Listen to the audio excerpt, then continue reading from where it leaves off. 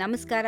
Welcome to Yoyo Kannada. ಬನ್ನೀಗ ನೋಡೋಣ ಹವಾಮಾನದ ವರದಿ. ಕರ್ನಾಟಕದ ರಾಜ್ಯದಾದ್ಯಂತ ಬೆಂಗಳೂರು ಸೇರಿದಂತೆ ಕಳೆದ ಒಂದು ವಾರದಿಂದ ಧಾರಾಕಾರ ಮಳೆಯ ಆರ್ಭಟವು ಮುಂದುವರೆದಿದೆ. ಇನ್ನು ಭಾರತೀಯ ಹವಾಮಾನ ಇಲಾಖೆಯ ಮುನ್ಸೂಚನೆ ಪ್ರಕಾರ ಮುಂದಿನ 3 ರಿಂದ 4 ದಿನಗಳವರೆಗೆ ಈ ಮಳೆಯ ತೀವ್ರತೆಯು ಇದೇ ರೀತಿ ಮುಂದುವರಿಯಲಿದೆ. ಚಂಡಮಾರುತದ ಪ್ರಸರಣ ಮತ್ತು ಸೈಕ್ಲೋನ್ನ ಪ್ರಭಾವದಿಂದಾಗಿ ರಾಜ್ಯದ ವಿವಿಧ ಜಿಲ್ಲೆಗಳಲ್ಲಿ ಆರೆಂಜ್ ಅಲರ್ಟ್ ಘೋಷಣೆ ಮಾಡಲಾಗಿದೆ. ಕರಾವಳಿ ಜಿಲ್ಲೆಗಳಾದ ಉತ್ತರ ಕನ್ನಡ, ದಕ್ಷಿಣ ಕನ್ನಡ ಮತ್ತು ಉಡುಪಿಯಲ್ಲಿ ಧಾರಾಕಾರ ಮಳೆಯ ಸಾಧ್ಯತೆ ಇರೋದ್ರಿಂದ ಈ ಭಾಗಗಳಿಗೆ ವಿಶೇಷ ಎಚ್ಚರಿಕೆ ನೀಡಲಾಗಿದೆ. ಕರಾವಳಿ ಜಿಲ್ಲೆಗಳಲ್ಲಿ ಮಳೆಯ ಆರ್ಭಟವು ತೀವ್ರವಾಗಿದ್ದು ಮುಂದಿನ ಕೆಲವು ದಿನಗಳ ಕಾಲ ಈ ಪರಿಸ್ಥಿತಿ ಮುಂದುವರಿಯಲಿದೆ ಎಂದು ಹವಾಮಾನ ಇಲಾಖೆ ತಿಳಿಸಿದೆ.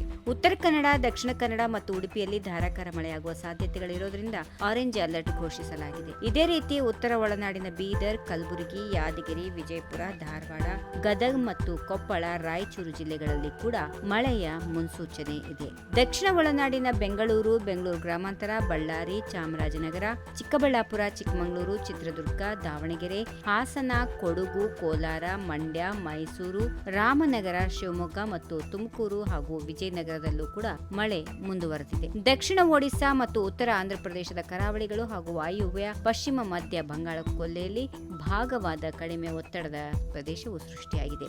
ಈ ಕಡಿಮೆ ಒತ್ತಡದ ವಲಯವು ವಾಯು ಚಂಡಮಾರುತದ ಪರಿಚಲನೆಯಿಂದಾಗಿ ಸಂಯೋಜನೆಗೊಂಡಿದ್ದು ಸರಾಸರಿ ಸಮುದ್ರ ಮಟ್ಟದಿಂದ 7.6 ಕಿಲೋಮೀಟರ್ ಎತ್ತರದವರೆಗೆ ವಿಸ್ತರಿಸಿದೆ. ಇದರ ಪರಿಣಾಮವಾಗಿ ದಕ್ಷಿಣ ಒಡಿಶಾ, ಉತ್ತರ ಆಂಧ್ರಪ್ರದೇಶ, ಉತ್ತರ ತೆಲಂಗಾಣ ಮತ್ತು ದಕ್ಷಿಣ ಮಹಾರಾಷ್ಟ್ರದ ಮೇಲೆ ಕಡಿಮೆ ಒತ್ತಡದ ಪ್ರದೇಶಕ್ಕೆ ಸಂಬಂಧಿಸಿದ ಮೇಲ್ಭಾಗದ ವಾಯು ಚಂಡಮಾರುತದ ಪರಿಚಲನೆಯು 3.1 ರಿಂದ 4.5 ಕಿಲೋಮೀಟರ್ ಎತ್ತರದಲ್ಲಿ ದಕ್ಷಿಣಕ್ಕೆ ವಾಲಿದೆ ಎಂದು ಭಾರತೀಯ ಹವಾಮಾನ ಇಲಾಖೆ ವರದಿಯಲ್ಲಿ ತಿಳಿಸಿದೆ.